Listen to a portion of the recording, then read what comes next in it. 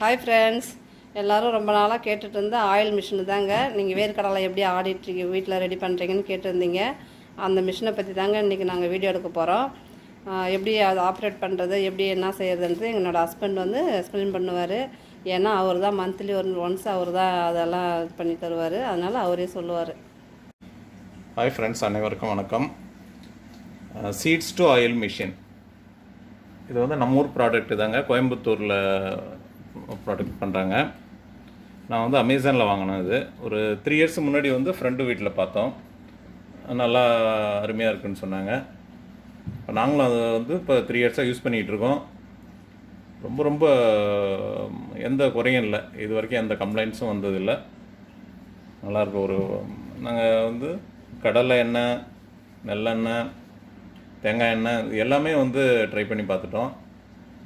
எந்த பிரச்சனையும் இல்லை, அருமையாக இருக்குது. இன்னும் சொல்ல போனீங்கன்னா இது வந்து ரொம்ப காம்பேக்டாக இருக்குது. ஒரு சீவிங் மிஷின் சைஸு தான் இருக்குது. வெயிட் ரொம்ப கம்மி, ஒரு எல்லாம் ஒரு பிலோ 6 kg தான் வருது. அதுமாரி கரண்ட் கன்சப்ஷன் பார்த்திங்கன்னா ரொம்ப கம்மியாக இருக்குது. 450 வாட்ஸ் தான் இது டோட்டலாக பவரு. அதனால் வந்து ரொம்ப எக்கனாமிக்கலாக இருக்குது. அது முதல்ல வந்து நம்ம எக்கனாமிக்குன்னு சொல்கிறத விட ஆரோக்கியம். ஏன்னா நம்ம ஈவன் கடையிலலாம் வந்து இப்போது எண்ணெய்லாம் நிறையா வருது.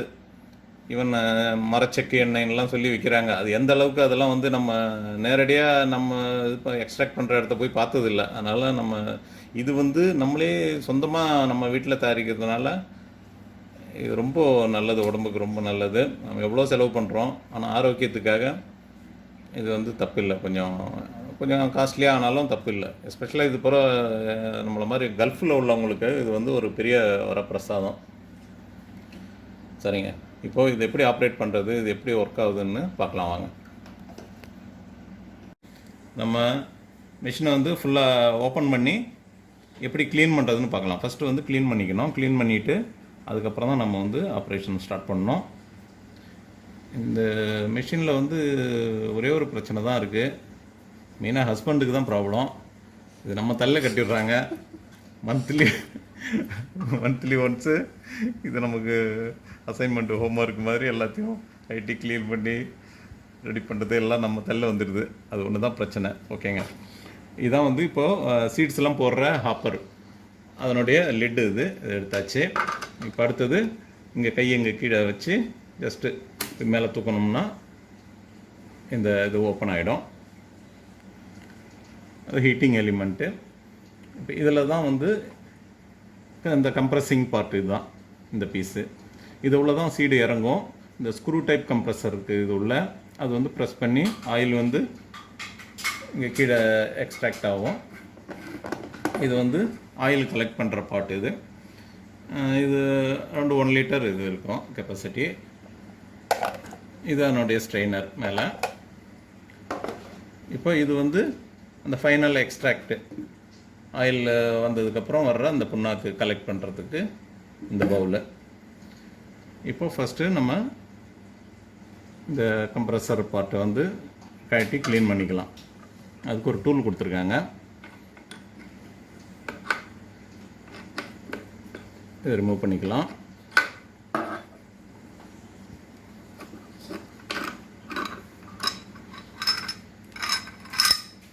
இதுதாங்க அந்த ஸ்க்ரூ கம்ப்ரஸர் இது. இப்போ இதை எடுத்தாச்சு. இதுக்கு வந்து க்ளீன் பண்ணுறதுக்கு ஒரு ப்ரஷ் ஒன்று கொடுத்துருக்காங்க. இது ஜஸ்ட்டு இது உள்ளே இது பண்ணி க்ளீன் பண்ணால் போதும், க்ளீன் ஆகிடும் நல்லா. நான் ஆல்ரெடி ஏற்கனவே க்ளீன் பண்ணி தான் வச்சுருந்தேன், ஜஸ்ட் உங்களுக்கு காமிக்கிறதுக்காக இது பண்ணுறேன். அதே மாதிரி இதையும் வந்து இந்த ஸ்க்ரூ கம்ப்ரஸரையும் க்ளீன் பண்ணிக்கணும் ப்ரெஷ்ஷால். ஒரு சீடு ஒரு இது எக்ஸ்ட்ராக்ட் பண்ணி முடிஞ்சதுன்னா அதில் எல்லாம் பீஸ்லாம் நிறைய ஒட்டிகிட்டு இருக்கும். அப்போ வந்து க்ளீன் பண்ணி வச்சிடணும் அடுத்த ஆப்ரேஷனுக்காக. ஓகேங்க, இப்போ க்ளீன் ஆகிடுச்சு. எப்படி திரும்ப எப்படி அசம்பிள் பண்ணுறதுன்னு பார்க்கலாம் பாருங்கள். உள்ளே போட்டுட்டு நேராக அங்கே உள்ளே வந்து கொண்டு இப்படி வச்சுட்டு இதை அப்படியே டைட் பண்ண வேண்டியதான். இங்கே மார்க்கிங் கொடுத்துருக்காங்க. ஓப்பனுக்கு வந்து க்ரீனு, க்ளோஸ்க்கு லாக்குக்கு வந்து ரெட்டுன்னு கொடுத்துருக்காங்க. இப்போ லாக் பண்ணுறோம் நம்ம.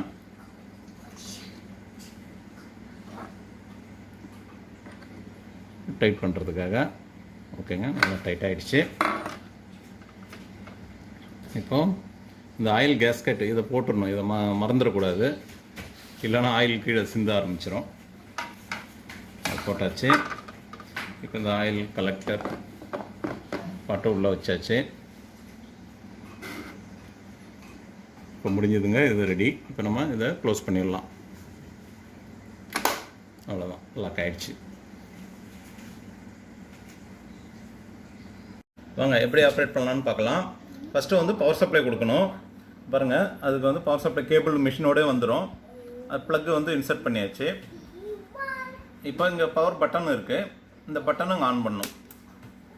அவ்வளோதாங்க, பட்டன் ஆன் பண்ணியாச்சு. இங்கே மிஷினில் பார்த்தீங்கன்னா ரிவர்ஸ்னு ஒரு பட்டன் இருக்கும், சூஸ்னு ஒரு பட்டன் இருக்கும். இது வந்து டெம்பரேச்சர் ரீடிங் காமிக்கும். இப்போ அட் ப்ரெசண்ட் உள்ள டெம்பரேச்சர் ரீடிங்கு. அப்புறம் ஸ்டாப்னு ஒரு பட்டன், அடுத்தது ரன்னு ஒரு பட்டன். இப்போ நம்ம ஃபஸ்ட்டு என்ன பண்ணணும்னா டெம்பரேச்சர் செலக்ட் பண்ணணும். இதுக்கு எவ்வளோ டெம்பரேச்சர் வைக்கணும், நம்ம என்ன சீடு யூஸ் பண்ண போகிறோம் அதுக்கு தகுந்த மாதிரி டெம்பரேச்சர் செட் பண்ணணும். பார்த்தீங்கன்னா இங்கே வந்து ஒரு சார்ட் கொடுத்துருக்காங்க, எந்த சீடுக்கு எவ்வளோ டெம்பரேச்சர்னு. பாருங்கள், இந்த சார்ட்டு பாருங்கள். இதில் பார்த்தீங்கன்னா தெரியும் உங்களுக்கு மெட்டீரியலும் டெம்பரேச்சரும் கொடுத்துருக்காங்க. ஃப்ளாக்ஸ் சீடுக்கு வந்து 62 டிகிரி, வால்நட்டுக்கு 80, கோகோனட்டுக்கு 160, சன்ஃப்ளவருக்கு 180, மஸ்டர்டுக்கு வந்து 200, சீசமுக்கு 200, சன்ஃப்ளவர் 200, கிரவுண்ட் நட்டுக்கு 210, அல்மண்டுக்கு 210. இந்த மாதிரி டெம்பரேச்சர் இது கொடுத்துருக்காங்க. இப்போ நம்ம வந்து கிரவுண்ட் நட்டு தான் யூஸ் பண்ண போகிறோம். இப்போ வந்து 210 டிகிரி செட் பண்ணிக்கலாம். இப்போ இந்த சூஸ் பட்டனை மல்டிபிள் டைம் நம்ம ப்ரெஸ் பண்ணிக்கிட்டே இருக்கணும். 210 வர்ற வரைக்கும் ப்ரெஸ் பண்ணணும். 210 வந்துருச்சுங்க. இப்போ வந்து ரன் பட்டனை ப்ரெஸ் பண்ணிடணும். அவ்வளோதாங்க, முடிஞ்சிச்சு. இப்போ வந்து டெம்பரேச்சர் ரைஸ் ஆகிட்டு இருக்கும். இப்போ 30 இருக்குது இல்லைங்களா, இப்போ ரைஸ் ஆகி 210 போயிட்டு அந்த டெம்பரேச்சர் வந்து ஸ்டெபிளைஸ் ஆகும். அது ஸ்டெபிளைஸ் ஆகட்டுங்க, டெம்பரேச்சர் ரைஸ் ஆகட்டும். இப்போ நம்ம வந்து சீடு அங்கே எடுத்துருக்கோம் பாருங்கள், ஒரு 15 கேஜி. அந்த பேக்கு கிரவுண்ட் நட்டு பீனட் பேக் வந்து 15 கிலோ பேக் எடுத்திருக்கோம். இப்போ இந்த 15 கிலோ வந்து நம்ம இது எக்ஸ்ட்ராக்ட் பண்ணும்போது நமக்கு ஒரு 6 லிட்டரு சீடோட குவாலிட்டியை பொறுத்து நமக்கு எண்ணெய் கிடைக்கும். ஒரு 6 லிட்டர் எண்ணெய் கிடைக்கும், 6-6.5 கிடைக்கும். அப்புறம் பார்த்தீங்கன்னா இது என்னன்னு பாருங்க, ரொம்ப நேரம் பார்த்துருப்பீங்க. இது என்னென்னமோ வச்சுருக்காங்க, இஞ்சி மசாலாலாம் வச்சுருக்காங்கன்ட்டு. இதில் வந்து இஞ்சி, கல்லுப்பு, கொத்தமல்லி, 100 கிராம் இஞ்சி. அவங்களே சொல்லுவாங்க, ஏன்னா இதெல்லாம் நமக்கு தெரியாது, அவங்களோட ஐடியா இதெல்லாம். சொல்லுமா. 100 கிராம் இஞ்சி எடுத்துக்கிட்டு பொடியாக கட் பண்ணிக்கணும், தோல் எடுத்துட்டு. ஒரு பொடி கல் உப்பு, ஒரு பொடி மல்லி மல்லி எடுத்துக்கணும். எல்லாத்தையும் கலந்துட்டு நம்ம அந்த வேர்க்கடலை கூட போய்ட்டு அரைச்சோம்னாக்கா அந்த பித்தம்லாம் எடுத்துடணும்னு சொல்லுவாங்க. எண்ணெயும் நல்லா தெளிவாக வெள்ளையாக இருக்கும், அதுக்காக இது போடுறது. எண்ணெயும் கெட்டு போகாமல் இருக்கும்னுவாங்க, ரொம்ப லாங்காக வரும்னுவாங்க. இது வந்து நம்ம மெஷினில் ஊரில் அரைக்கும் போதெல்லாம் அது கொடுத்து அரைப்பாங்க.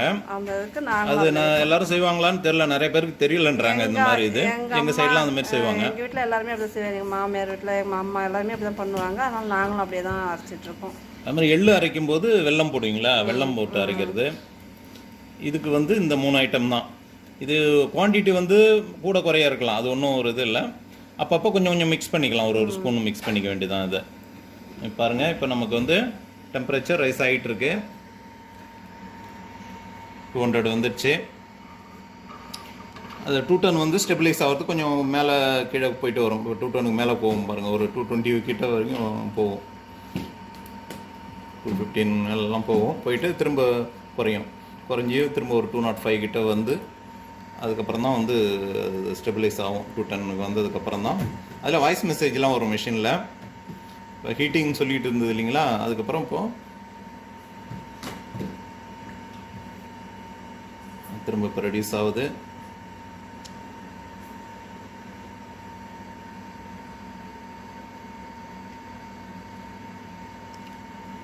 திரும்ப கொஞ்சம் குறைஞ்சி திரும்ப கொஞ்சம் 2 டன்னுக்கு போயிட்டு ஸ்டெபிலைஸ் ஆகும்.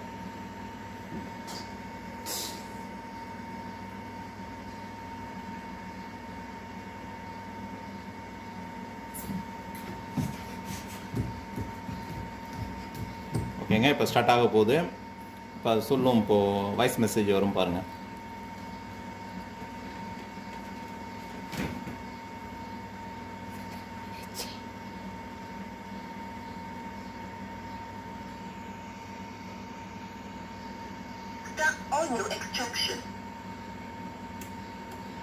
பாருங்கள், இந்த ஸ்க்ரூ கம்ப்ரஸர் வந்து இப்போ ரிவர்ஸில் ஓடும். ரிவர்ஸில் எதுக்கு போகுதுன்னா க்ளீன் பண்ணுறதுக்காக. அது ஆட்டோமேட்டிக்காக வந்து க்ளீன் பண்ணும். ரிவர்ஸில் போயிட்டு முடிச்சுட்டு அதுக்கப்புறம் தான் ஃபார்வேர்டு ஸ்டார்ட் ஆகும். அது ஃபார்வேர்டு வந்து அந்த ஸ்க்ரூ ஃபார்வேர்டு ரன்னிங் ஆகும்போது தான் நம்ம வந்து சீடு போடணும். இப்போ ஸ்டாப் ஆகிடுச்சு. இப்போ அடுத்தது ஃபார்வேர்டு ஸ்டார்ட் ஆகும். ரெடி ஆகிடுச்சு. இப்போ நம்ம வந்து சீடு அள்ளி போட வேண்டியதான். அங்கே பவுல், அங்கே சைடாக பவுல், அங்கே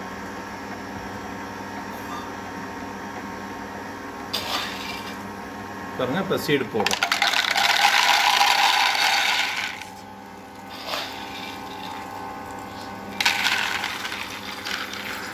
ஒரு ஸ்பூன் அங்கே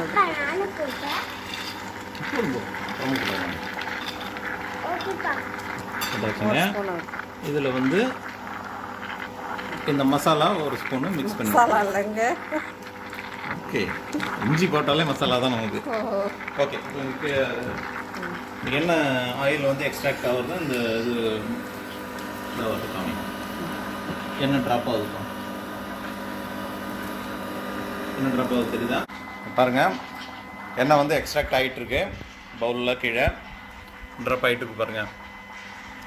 எண்ணெய் எக்ஸ்ட்ராக்ட் ஆகிட்டுருக்கு. அதேமாதிரி ஃபைனல் ப்ராடக்ட்டு நம்ம அந்த புண்ணாக்கும் வந்து அந்த பவுலில் இதாகிட்டுருக்கு. அது நல்லா முறுமுறுன்னு இருக்கும். நல்லா பொரியலுக்கு கூட யூஸ் பண்ணிக்கலாம். இது வந்து அப்படியே கூட பச்சையாக கூட சாப்பிட்லாம். இது செடிங்களுக்கு போடலாம். அதை காய் பொரியல் செய்யும்போது அது கூட மிக்ஸ் பண்ணி சாப்பிட்டா இன்னும் நல்லா அருமையாக இருக்கும். அதுக்கும் யூஸ் பண்ணிக்கலாம். அதுவும் வந்து வேஸ்டேஜ் பொருள் இல்லை.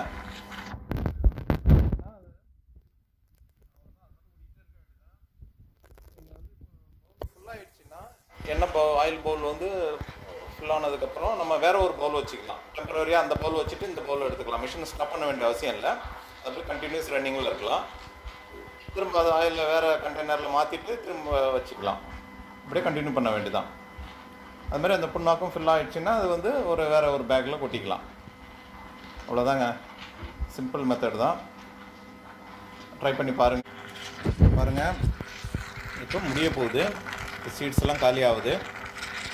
நம்ம வந்து ஸ்டாப் பண்ணுறதுக்காக எதுவுமே பண்ண வேண்டாம், அப்படியே விட்டுடலாம். அது ஆட்டோமேட்டிக்காக வந்து சீட்ஸ்லாம் காலியான உடனே டெம்பரேச்சர் டவுன் ஆக ஆரம்பிச்சிடும். டவுன் ஆகிட்டு ஒரு 100க்கு கீழே வந்ததுக்கப்புறம் அது ஆட்டோமேட்டிக்காக வந்து ஆஃப் ஆகிடும். அது வாய்ஸ் மெசேஜ்லாம் கொடுக்கும். அதுவே வந்து ஃபார்வர்ட் ரிவர்ஸ்லாம் க்ளீன் பண்ணி ஆட்டோமேட்டிக்காக இது பண்ணி நம்ம எதுவுமே செய்ய தேவையில்ல, அப்படியே விட்டுடலாம். பாருங்கள், பவுலும் ஃபுல்லாகிடும். பாருங்கள், நல்லா முடிஞ்சிச்சு. இப்போ வந்து சைடில் வந்து கொஞ்சம் சீட்ஸ்லாம் ஏதாவது இருந்ததுன்னா இந்த மாதிரி ஒரு சின்ன கம்பியால் க்ளீன் பண்ணி விட்டுடலாம். எல்லாமே அவ்வளோதான் முடிஞ்சிச்சு, கிளியர் ஆகிடுச்சு.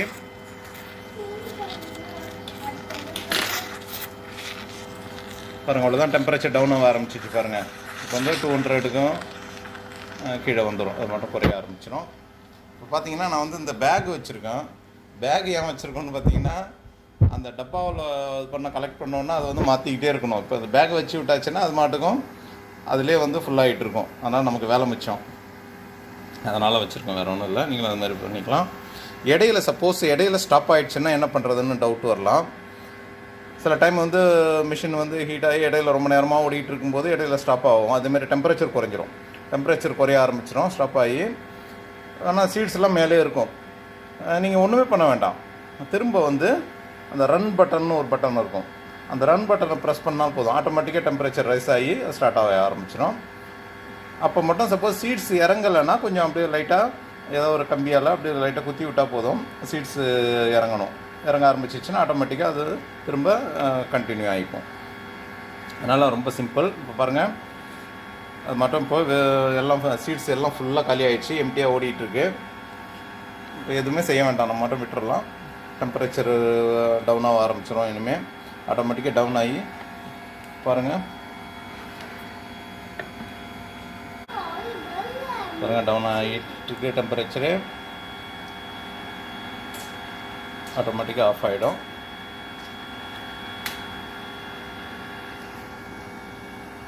இப்போ பாருங்கள், இப்போ அந்த பவுலை வந்து வெளியில் எடுத்தாச்சு, ஆயில் பவுலில். இது வந்து ஃபுல்லாகிடுச்சு. இது ஃபுல்லாகி இது வெளியில் எடுத்தாச்சு. இப்போது அது மேலே பார்த்தீங்கன்னா இந்த ஸ்ட்ரெயினரில் பார்த்தீங்கன்னா நிறையா அந்த மாதிரி இந்த கசடெல்லாம் வந்து தேங்கி இருக்கும்.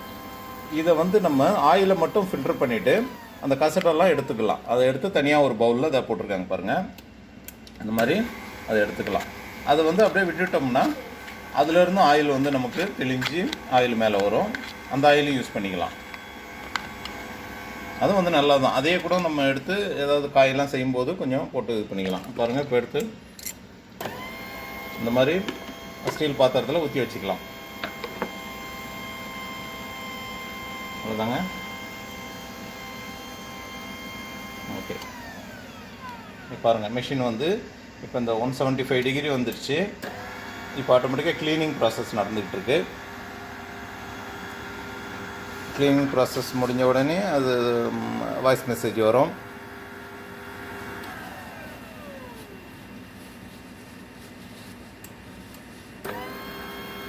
கொஞ்சம் ஃபார்வர்ட் ரிவர்ஸ் அது வந்து க்ளீனிங் ப்ராசஸ் நடக்கும்.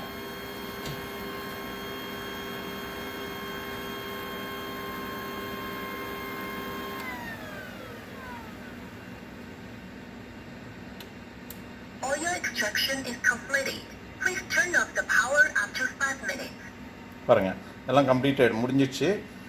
இன்னும் 5 மினிட்ஸ் கழிச்சு ஆஃப் பண்ணிக்கலான்ட்டு மெசேஜ் வந்துடுச்சு. அவ்வளோதான். நம்ம அப்படியே விட்டுடலாம். 5 மினிட்ஸ் கழிச்சு ஆஃப் பண்ணிடலாம். அவ்வளோதாங்க ப்ராசஸ். ரொம்ப சிம்பிள். அதுக்கப்புறம் மறக்காமல் இப்போ நான் ஃபஸ்ட்டில் காமிச்சேன் இல்லைங்களா, எப்படி ஓப்பன் பண்ணி க்ளீன் பண்ணுறதுன்றது, அதே மாதிரி இது வந்து ஹீட்டில் இருக்கும்போது பண்ணாதீங்க. டெம்பரேச்சர் நல்லா டவுன் ஆகட்டும். 50 டிகிரி கீழே அதுக்கப்புறம் பவர் ஆஃப் பண்ணிவிட்டு நம்ம திறந்து அது மாதிரி முன்னாடி எப்படி சொன்னோன்னா அதே மாதிரி எல்லாத்தையும் கட்டி க்ளீன் பண்ணிவிட்டு அதுக்கப்புறம் போட்டு பாக்ஸப் பண்ணி வச்சிட வேண்டியதான். திரும்ப நெக்ஸ்ட் மந்த் எடுத்துக்கலாம். ஏன்னா அது க்ளீன் பண்ணாமல் வச்சுட்டோம்னா அப்புறம் க்ளீன் பண்ணுறதுக்கு ரொம்ப கஷ்டமாக இருக்கும். அது அப்படியே எல்லாம் பிடிச்சி ரொம்ப ஹார்டாகிடும். அதனால தான். ஓகே ஃப்ரெண்ட்ஸ், ரொம்ப நன்றி. இவ்வளோ நேரம் பொறுமையாக பார்த்ததுக்கும் கேட்டதுக்கும் மிக்க மிக்க நன்றி. இதேமாதிரி இன்னும் புதிய வீடியோவோடு அடுத்தது சந்திப்போம்.